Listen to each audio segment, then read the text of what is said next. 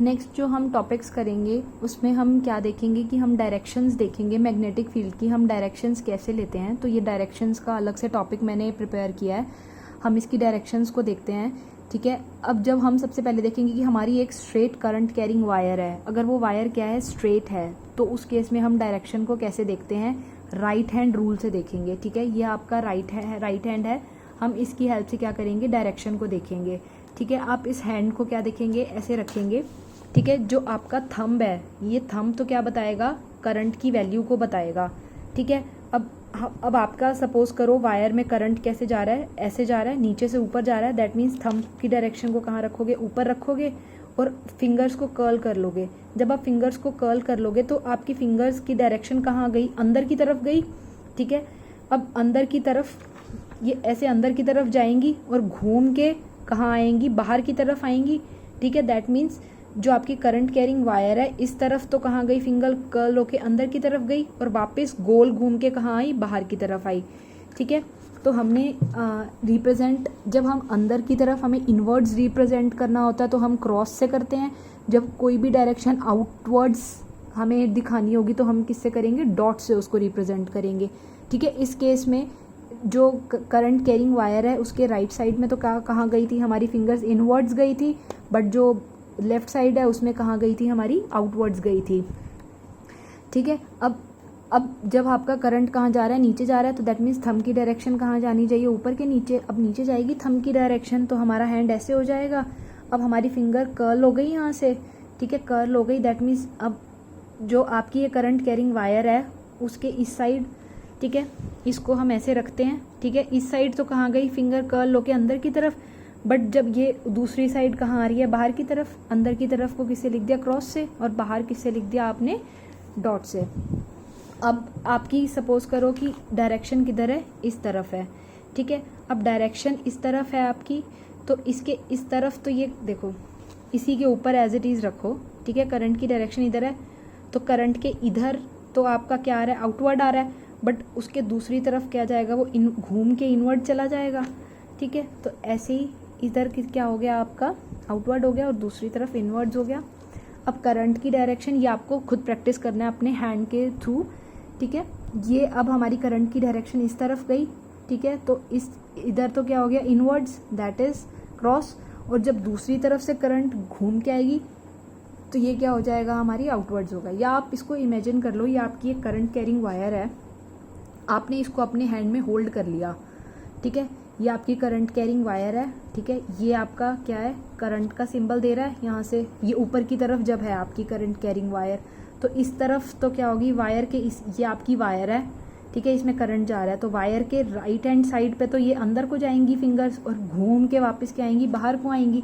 जब वायर नीचे है तो इस तरफ फिंगर्स अंदर गई, घूम के बाहर आई। अब ये वायर इधर है, आप एक पेन को जब पकड़ लोगे, दैट मीन्स इसमें से करंट जा रहा है, ये करंट कैरिंग वायर है और आपने इसको पकड़ा, तो आप इसके थ्रू आप क्या देख सकते हो, जब आप कर्ल अपनी फिंगर को कर्ल कर लोगे तो आप क्या देखोगे कि इसकी डायरेक्शंस डिफरेंट पोजीशंस पे आप इसकी डायरेक्शंस को फाइंड कर सकते हो। अगर आपकी जो करंट कैरिंग वायर है वो किसी एक सर्कुलर लूप में है, उस केस में आप क्या देखोगे। ठीक है, उस केस में हम स्क्रू रूल देखेंगे, अगर वो लूप है हमारा। ठीक है, तो उस केस में हम स्क्रू रूल देखेंगे। अगर वो single current carrying straight wire है तो क्या देखेंगे, राइट हैंड देखेंगे। अगर वो लूप है तो स्क्रू रूल अप्लाई करेंगे। ठीक है, अब इस केस में हमने देखा, हम क्या देखेंगे कि सपोज करो आप क्या कर रहे हो, आपका करंट एंटी क्लॉकवाइज है, एंटी क्लॉकवाइज है, दैट मीन्स ऐसे ऐसे जा रहा है, मतलब आप स्क्रू को खोल रहे हो और स्क्रू बाहर आ रहा है, स्क्रू बाहर आ रहा है। जब करंट बाहर की तरफ आएगा तो हमने क्या देखा, आउटवर्ड डायरेक्शन होती है।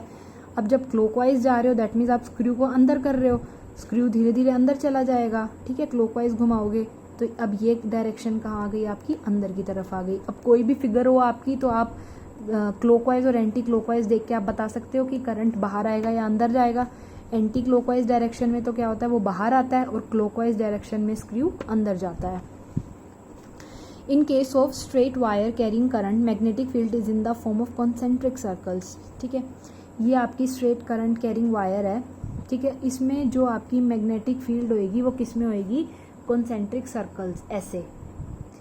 और कॉन्सेंट्रिक मतलब क्या होता है कि जिसका सेंटर सेम हो और बहुत सारे सर्कल्स बने, यानी एक सर्कल फिर इसी सेंटर पे एक बड़ा सर्कल, फिर और बड़ा सर्कल, फिर और बड़ा सर्कल, मतलब सेंटर सेम रहेगा, उसी पे ही आपके सर्कल्स बढ़ते रहेंगे। ठीक है, एक स्ट्रेट करंट कैरिंग वायर पे हमेशा आपका सर्कल ऐसे बनता है। ठीक है, ये 2D डायग्राम है इसलिए ऐसे है, ये बेसिकली आपका होता ऐसे है।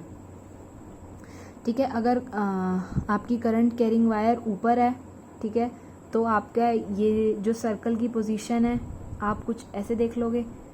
ठीक है, और अगर आप देख लोगे आपकी करंट कैरिंग वायर अगर करंट नीचे जा रहा है तो हमने देख लिया कि इस केस में मतलब जो हमारी डायरेक्शन होगी वो क्या होगी, हम इस केस से देख सकते हैं कि अगर करंट बाहर आ रहा है या करंट अंदर जा रहा है।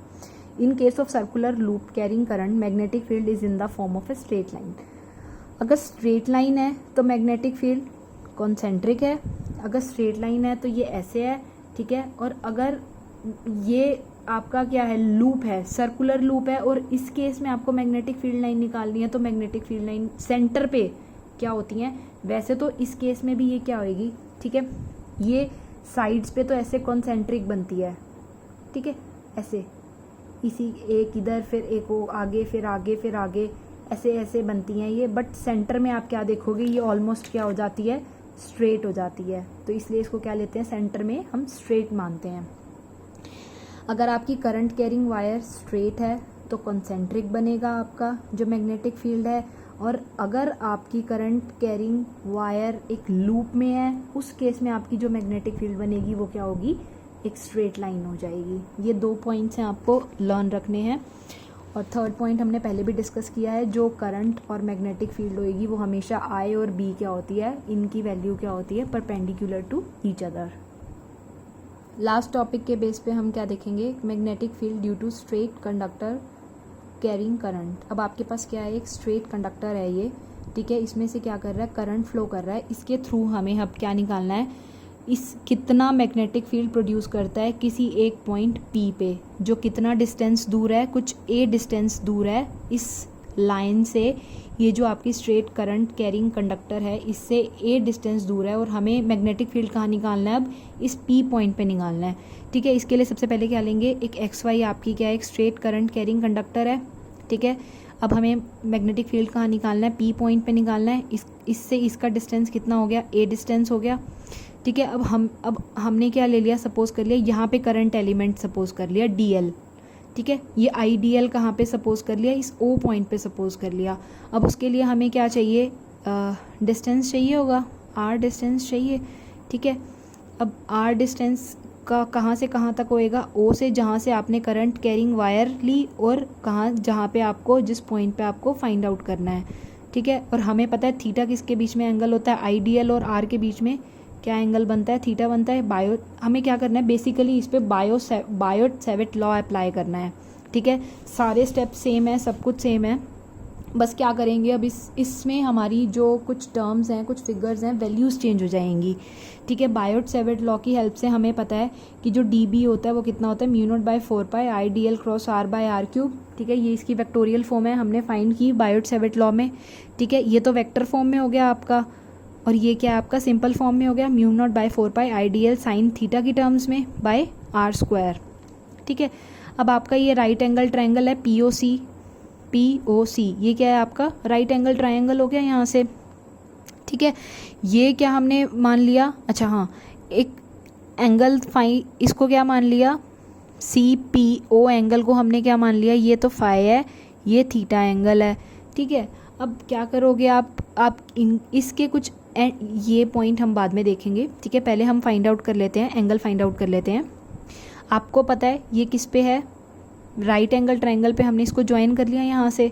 ठीक है, अब ये 90 है, ये थीटा है, ये कितना है, हमने फाई इसको लेट किया, ये फाई है, ये भी लेट किया हुआ एंगल है, ये थीटा है, ये कितना है 90, क्योंकि हमने ये ड्रॉ ऐसे किया। ठीक है, तो थीटा प्लस फाई कितना हो गया 90, तो थीटा की वैल्यू, हमें थीटा चाहिए ना फाई की टर्म्स में, तो थीटा की वैल्यू क्या हो गया 90 माइनस फाई हो गया। तो साइन थीटा इस केस में हम 90 माइनस, अगर हम साइन थीटा को हम क्या लिख दें, 90 माइनस फाई लिख दें, और आपको पता है sine 90 minus phi, this is maths and that is cos phi. अब कॉस फाई की वैल्यू यहाँ से फाइंड आउट कर लेंगे।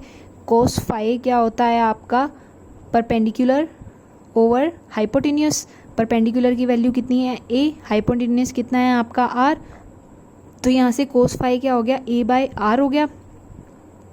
अब यहाँ से आप r की वैल्यू निकाल सकते हैं a बाय कोस फाई। हमें बेसिकली क्या करना था, सब कुछ हमने फाई की टर्म्स में फाइंड आउट करना था।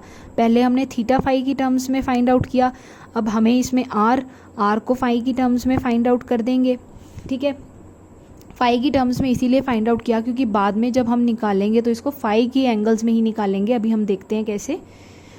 ठीक है, यहाँ से आपका इसी ट्रायंगल में जब आप tan थीटा देखेंगे तो tan थीटा क्या हो जाता है, परपेंडिकुलर बाय बेस होता है। ये परपेंडिकुलर कितना है a, हमने इसको क्या, इस लेंथ को क्या लेट कर लिया, ये लेंथ कितनी है हमारी l लेंथ है। ठीक है, तो tan फाई कितना हो जाएगा l बाय a, यहाँ से l की वैल्यू क्या हो जाएगी, यहाँ से a tan फाई हो जाएगी।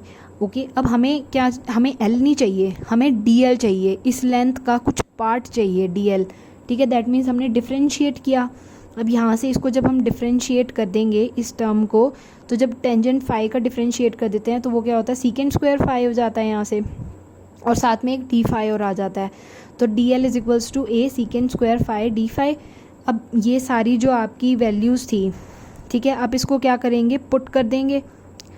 हमने जो जो वैल्यूज़ फाइंड आउट की, अब हम इसको फुट कर देंगे। साइन थीटा को कोस थीटा फुट करना है, यहाँ से आर की वैल्यू को फुट कर देंगे और डी एल की वैल्यू को इस इक्वेशन में, 5 इक्वेशन में पुट कर देंगे, इन तीनों की वैल्यूज़ को। तो आप क्या देखेंगे, यहाँ से क्या आ जाएगा, म्यू नॉट बाय 4 पाई आए। ठीक है, डी एल क्या हो गया, यहाँ से ये आपका डी एल था। ठीक है, डी एल की वैल्यू कहाँ से उठाओगे, यहाँ से उठाओगे, ए सीकेंट स्क्वायर डी फाई। अब साइन थीटा था, साइन थीटा हमने किसकी फॉर्म में निकाला था, कोस फाई की फॉर्म में, इसको कोस फाई लिख दोगे। और नेक्स्ट इज आपका आर स्क्वायर, आर स्क्वायर को भी हमने फाइंड आउट किया था, तो इसका स्क्वायर कर दोगे, a square by cos square phi. आपको पता है 1 बाय कोस स्क्वायर फाई कितना होता है, सीकेंट स्क्वायर फाई, तो यहाँ पे सीकेंट स्क्वायर फाई लिख दोगे 1 बाय इसकी जगह। तो सीकेंट स्क्वायर से सीकेंट स्क्वायर कैंसिल हो जाएगा, ए से ए कैंसिल हो जाएगा, तो जो आपकी शफल करके जो टर्म बचेगी वो क्या बचेगी, mu nought by 4 pi I bye A cos phi d phi. ठीक है, अब इसकी डायरेक्शन हमें फाइंड आउट करनी है। डायरेक्शन आपको पता है कैसे होएगी, राइट हैंड थंब रूल, हमने अभी पीछे देखा, करंट ऊपर जा रहा है। ठीक है, तो इस तरफ तो ये क्या हो रहा है, इनवर्ड्स है, पर इस तरफ क्या हो रहा है, ये आउटवर्ड्स आ रहा है। तो ये आप रीड कर लेना, ये डायरेक्शन कैसे है। अब हमने बायोट सेवेट लॉ में क्या देखा था कि हमने डी बी की वैल्यू निकाली, ये एक स्मॉल पार्ट है। अब हमें अगर पूरा निकालना है उस लेंथ के थ्रू, तो दैट मीन्स हम क्या करेंगे, हम इंटीग्रेशन कर देंगे।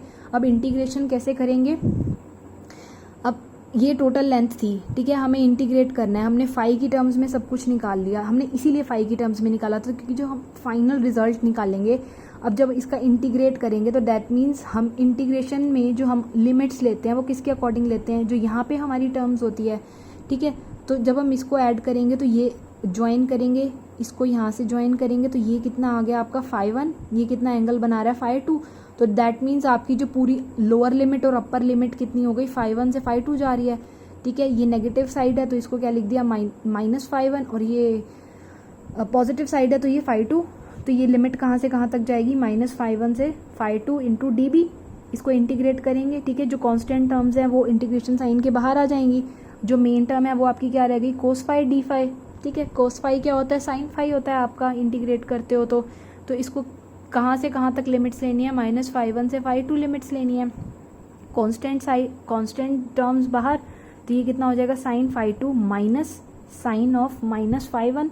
ठीक है, आपको पता है साइन ऑफ -5 1 कितना होता है, माइनस साइन 5 1 होता है, तो माइनस माइनस साइन प्लस हो जाएंगे। तो फाइनल टर्म आपकी क्या हो जाएगी, mu not I bye 4 pi A Sai 5 1 plus sign 5 2। ठीक है, ये आपकी क्या है, पूरी टर्म है।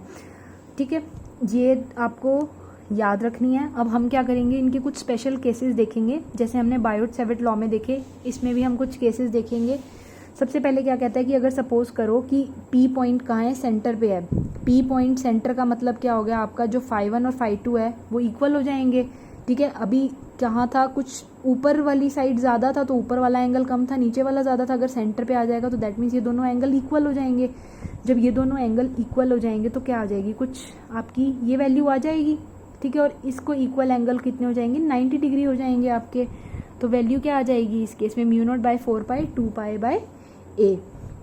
अच्छा, अब अगर आप सपोज क्या करते हो, कंडक्टर की जो लेंथ है, इस केस में भी हमने क्या ली थी, इनफाइनाइट लेंथ ली थी। अगर इनफाइनाइट लेंथ है, ये सपोज करो आपकी एक कंडक्टर वायर है, ये बहुत ज़्यादा बड़ी है, एक पॉइंट यहाँ है, तो दैट मीन्स ये लास्ट पॉइंट हमारा बहुत दूर है, तो ऑलमोस्ट यानी 90 डिग्री होगा आपका। ठीक है, ऐसे ही इस केस में इनफाइनाइट लेंथ है बट पी कहाँ पे है, एक एंड के पास है और दूसरे एंड से बहुत दूर है। ठीक है, सपोज कर लो ये किसके पास है, वाई एंड के पास है, पी पॉइंट यहाँ पे है। ठीक है, अगर पी पॉइंट यहाँ पे है तो इस केस में जो आपका फाई 1 हो जाएगा, फाई 1 तो क्या हो जाएगा, 90 डिग्री हो जाएगा। ठीक है, आपका ये फाई 1 था ना एंगल आपका, ये तो कुछ 90 डिग्री हो जाएगा, बट फाई 2 क्या हो जाएगा, इस केस में बिल्कुल जीरो ही हो जाएगा आपका, अगर वो उस एंड के बिल्कुल पास है। ठीक है, अगर वाई के पास है आपका, इस केस में हम क्या देखते हैं, हमारा अगर वाई के पास है तो इस केस में तो 90 डिग्री सीधा बन रहा है यहाँ पे पी पॉइंट से ये। ठीक है, और एक्स क्या है आपका, बहुत ज़्यादा दूर है, बहुत ज़्यादा दूर है, दैट मीन्स ऐसे ऐसे ऐसे ऐसे कुछ जाएगा, तो दैट मीन्स इसी लाइन के ऊपर आ गया। ठीक है, हम ये सपोज कर सकते हैं क्योंकि ये वाली लेंथ कम है ना, तो अगर ये बहुत दूर जाता जाता तो हमें ये बिल्कुल मिला हुआ दिखेगा, तो दैट मीन्स ये वाला एंगल कितना हो गया, 0 हो गया। अब इसको पुट करेंगे आप तो इसकी वैल्यू तो 0 हो जाएगी, इसकी वैल्यू 1 हो जाएगी, उस केस में क्या हो जाएगी, वैल्यू ये हो जाएगी।